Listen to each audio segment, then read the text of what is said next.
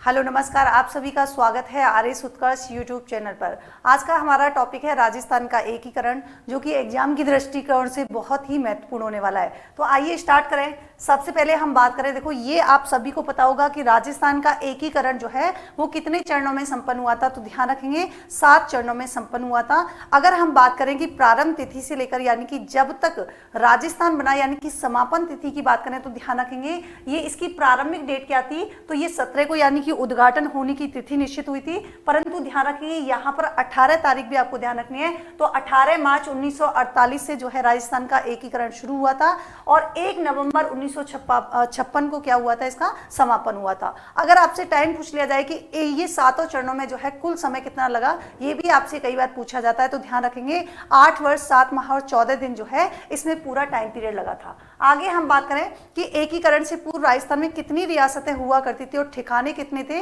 तो ध्यान रखेंगे 19 रियासतें थी और 3 ठिकाने हुआ करते थे। कई बार आपसे क्वेश्चन पूछ लिया जाता है कि 3 ठिकानों में कौन सा शामिल नहीं था या कौन सा शामिल था। तो ध्यान रखेंगे एक तो था लावा जो कि वर्तमान टोंक में है, दूसरा था आपके कुशलगढ़ और तीसरा था आपके नीमराना।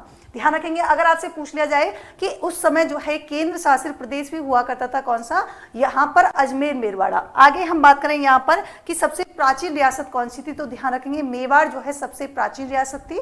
आगे हम यहाँ पर बात करें कि नवीन रियासत की बात करें तो ध्यान रखा नवीन रियासत थी आपके झालावाड़। यहाँ पर हम देखेंगे क्षेत्रफल की दृष्टि से, तो ध्यान रखेंगे क्षेत्रफल की दृष्टि से सबसे बड़ी रियासत थी आपकी जोधपुर। और अगर आपको क्षेत्रफल की दृष्टि से जो है सबसे छोटी रियासत पूछ ली जाए तो ध्यान रखेंगे कौन सी थी, शाहपुरा।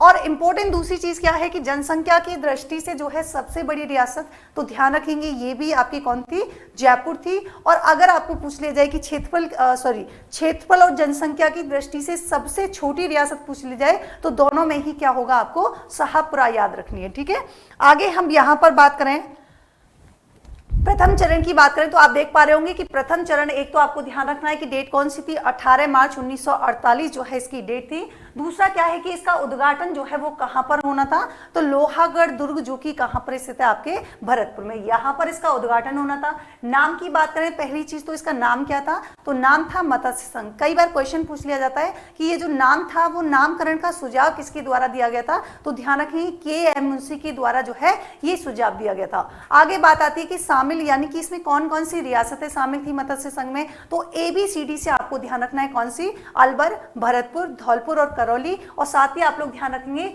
यहां पर एक ठिकाना और शामिल हुआ था, कौन सा, नीमराना, है ना।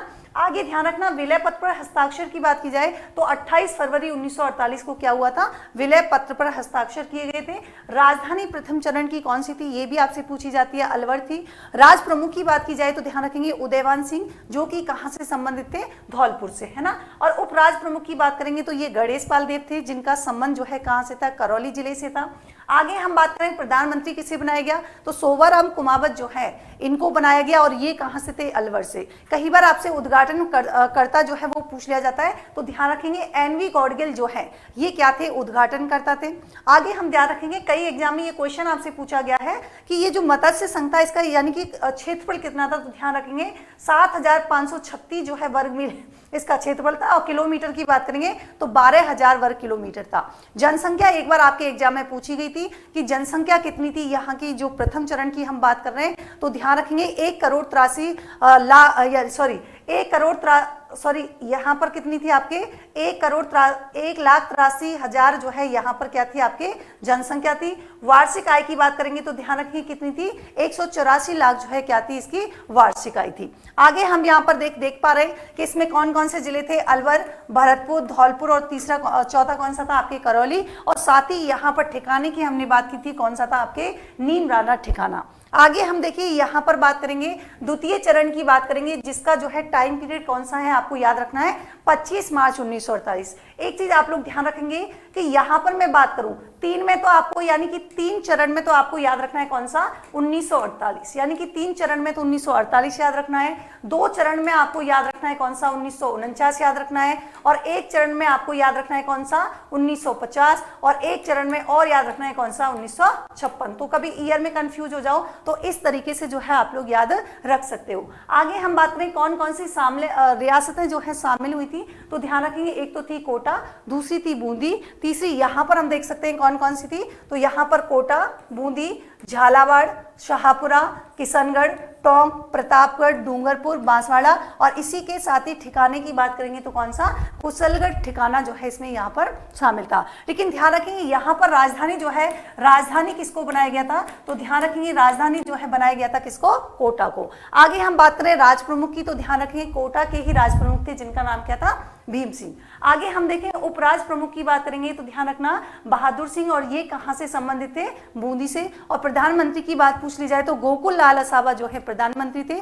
यहाँ पर भी उद्घाटन जो है किसके द्वारा, एनवी गॉडगिल के द्वारा किया गया। यहाँ से आपको एक चीज याद रखनी है, जब बांसवाड़ा यानी कि रियासत को शामिल किया जा रहा था तो एक स्टेटमेंट आपसे पूछा जाता है कि मैं अपनी मृत्यु प्रमाण पत्र पर हस्ताक्षर कर रहा हूं, तो ये वाला स्टेटमेंट जो है किसने दिया था, तो चंद्रवीर सिंह जो कि बांसवाड़ा से थे, इनके द्वारा ये वाली बात कही गई थी। आगे हम देखें तृतीय चरण, तो पहली चीज तो आपको 18 अप्रैल 1948 ध्यान रखना है कौन कौन सी रियासतें शामिल थी, तो ध्यान रखेंगे एक तो इसमें यानी कि जो द्वितीय चरण था जिससे हमने नाम दिया राजस्थान संघ, और इसका दूसरा क्या था, इसमें उदयपुर रियासत को शामिल जो है किया गया था। ठीक है, यहाँ पर ध्यान रखेंगे एक चीज, यहाँ पर जो हमने बात की है द्वितीय चरण की, तो इसका नाम क्या था, तो इसका नाम था पूर्व राजस्थान संघ, है ना, राजस्थान संघ नहीं है, पूर्व राजस्थान संघ इसका नाम था। तो यहाँ पर ध्यान रखेंगे एक तो इसमें किसको शामिल किया गया है, पूर्व राजस्थान संघ तो है ही, इसमें आपकी जो है उदयपुर जो था, है ना, उदयपुर को शामिल किया गया। और यहाँ पर राजधानी जो है ये किसे बनाया गया,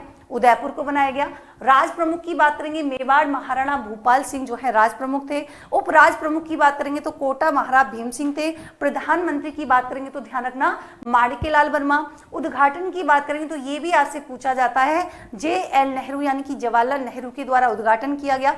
यहाँ पर एक इंपॉर्टेंट चीज आपको ध्यान रखनी है कि जब यहाँ पर है ना संयुक्त पूर्व राजस्थान संघ में मिलने से पहले जो है यहाँ पर महाराणा की कुछ शर्तें शामिल थी। कौन कौन सी थी आपसे पूछ लिया जाता है कि एक तो क्या है 20 लाख रुपए की जो है पेंशन, दूसरी राज प्रमुख जो है कैसा होना चाहिए वंशानुगत, और तीसरा था क्या था कि उदयपुर को संयुक्त राजस्थान की क्या बनाई जाए, राजधानी बनाई जाए। ये वाली बात जो है यहाँ पर की गई थी, तो ये भी आपको ध्यान रखना है।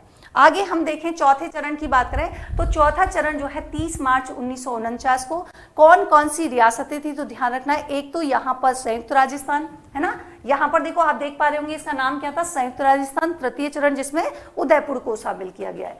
यहाँ पर चतुर्थ चरण की टाइम पीरियड 30 मार्च 1949। शामिल रियासतें तो ध्यान रखेंगे यहाँ पर एक तो ये संयुक्त राजस्थान था जो पहले मैंने आपको बता दिया, इसमें आपके जो है ट्रिपल JB से याद रखना है कौन सा, चौथे चरण में जो है ट्रिपल GB, इसमें भी 4 जिले शामिल, 4 रियासतें शामिल हुई थी और चार ही नाम याद रखने हैं, ट्रिपल G और एक आपके B, जयपुर, जोधपुर, जैसलमेर और कौन सा है बीकानेर, और साथ ही कौन था लावा ठिकाना। राजधानी इनमें से किसको बनाया गया, जयपुर को बनाया गया। महाराज प्रमुख की बात करेंगे तो भूपाल सिंह, राज प्रमुख की बात करेंगे तो मान सिंह द्वितीय जिनका संबंध कहां से था, जयपुर से। उपराज प्रमुख की बात करेंगे तो ध्यान रखना हनवंत सिंह जो कि जोधपुर से थे। प्रधानमंत्री हीरालाल शास्त्री जयपुर से थे। उद्घाटन करता ध्यान रखेंगे इनका जो है सरदार वल्लभ भाई पटेल जो है इनके द्वारा क्या किया गया था, इनका उद्घाटन किया गया था। आप मैप में भी जो है इसको देख सकते हैं। आगे देखिए यहाँ पर बात करें, इसी से रिलेटेड आपको एक चीज और याद रखनी है ना, इससे रिलेटेड चीज याद क्या रखनी है, जो बृहद राजस्थान संघ मंत्रिमंडल में कौन कौन से व्यक्ति शामिल थे, इसी की हम बात कर रहे हैं। यहाँ पर इसका नाम क्या था, बृहद राजस्थान। तो यहीं पर मैं आपको बता रही हूँ कि इस बृहद राजस्थान संघ में जो मंत्रिमंडल बनाया गया उस मंत्रिमंडल में कौन कौन से व्यक्ति थे, ये आपसे क्वेश्चन पूछा जाता है। एक का नाम था सिद्धराज ढंडा, है ना, जो कि कहाँ से बिलोंग करते थे, जयपुर से। दूसरा याद रखिए वेदपाल त्यागी, और यहाँ पर जो है वेदपाल त्यागी का संबंध जो है वो कहाँ से था, तो ध्यान रखेंगे वेदपाल त्यागी का संबंध कोटा से था। रघुवर दयाल गोयल ये कहाँ से थे, बीकानेर से। हनवंत सिंह की बात करेंगे तो जोधपुर से। प्रेम नारायण माथुर की बात करेंगे तो उदयपुर से। भूरेलाल बया की बात करेंगे तो उदयपुर से। एक थे फूल चंद्र बाफना, इनका संबंध जोधपुर से था। एक थे नरसिंह कछवाहा जिनका संबंध भी कहाँ से था, जोधपुर से। एक इंपॉर्टेंट और है, यहाँ पर जो विभागों का बंटवारा किया गया यानी कि डिस्ट्रीब्यूशन किया गया डिपार्टमेंट्स का, तो उनमें आपसे पूछा जाता है, तो ध्यान रखना जोधपुर में यानी कि राजस्थान उच्च न्यायालय, शिक्षा विभाग यानी कि बीकानेर को, और उदयपुर में कौन सा विभाग, खनिज विभाग दिया गया। भरतपुर की बात करेंगे तो यहाँ पर जो है एग्रीकल्चर डिपार्टमेंट यानी कि कृषि विभाग। कोटा की बात करेंगे तो वन विभाग। अजमेर की बात करेंगे तो कौन सा, राजस्व विभाग। तो यहाँ से भी जो है आपसे क्वेश्चन पूछ लिए जाते हैं, तो इन दोनों चीजों को जो है आप विशेष तौर पर यहाँ पर ध्यान रखें। आगे देखिए हम बात करें यहाँ पर पंचम चरण की, जिसका नाम क्या है, संयुक्त बृहत राजस्थान। ठीक है, इसकी डेट याद रखनी है, 15 मई 1949 है। रियासतें कौन कौन सी है, तो एक तो मत्स्य संघ हो गई और दूसरा कौन सा है, बृहत राजस्थान। तो यहाँ पर चौथा था, एक तो उसको शामिल, और मत्स्य संघ की बात करेंगे तो ये वाला हिस्सा जो है ना, अलवर, भरतपुर, धौलपुर, कलौली जो है, और यहाँ पर किशनगढ़, तो इनको जो है क्या किया गया था, शामिल किया गया था पंचम चरण में। ध्यान रखेंगे कौन सी समिति के आधार पर, यानी कि राजधानी की जो बात हुई थी, शंकरदेव राय समिति।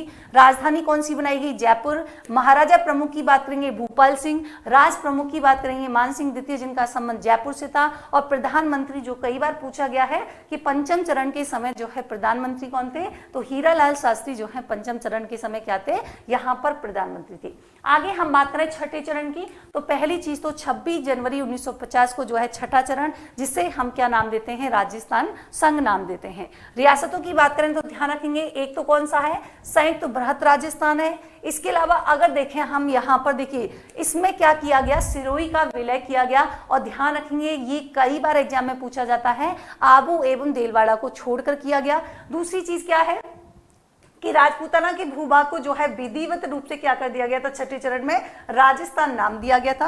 राजधानी किसको बनाया गया, जयपुर को। महाराज प्रमुख की बात करेंगे, भूपाल सिंह को। राज प्रमुख की बात करेंगे, मान सिंह द्वितीय, जो कि जयपुर से थे। और ध्यान रखेंगे छठे चरण में ही क्या हुआ था, प्रधानमंत्री के स्थान पर जो है मुख्यमंत्री का पद आ चुका था। तो मुख्यमंत्री ध्यान रखेंगे, तो पहले प्रथम मनोनीत मुख्यमंत्री कौन थे, आपके हीरालाल शास्त्री। आगे हम बात करें सप्तम चरण की।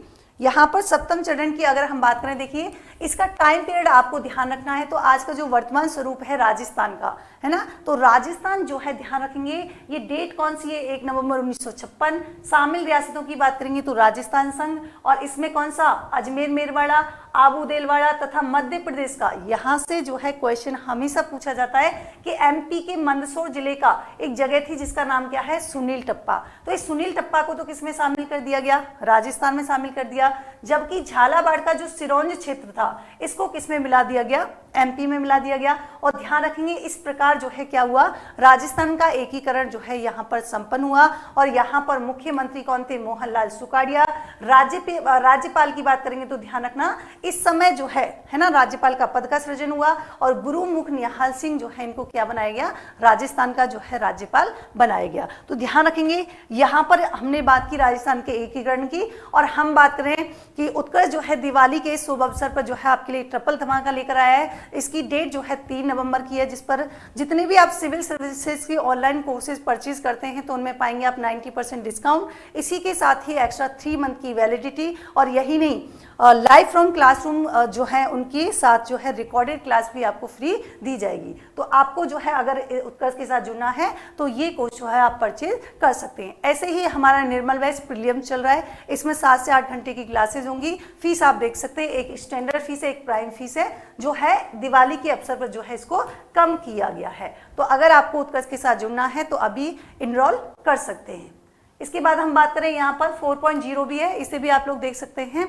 और ऐसे ही अन्य टॉपिक के साथ फिर से हाजिर होंगे, तब तक के लिए थैंक यू सो मच।